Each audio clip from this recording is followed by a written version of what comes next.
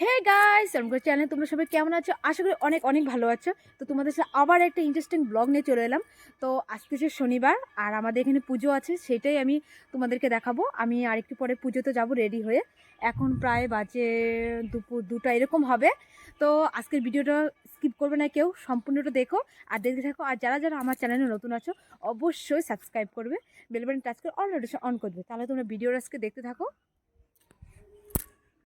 তো গাইস, এবার আমি মামিকে খুঁজতে খুঁজতে চলে এলাম আমাদের মাঠে। বাড়ির পিছনে একটা মাঠ আছে, এখানে চলে এলাম। আর এখানে প্রচন্ড রোদ থাকে, আর এখন তো যে ঠান্ডা পড়েছে, একদমই রোদ বাড়িতে আসে না।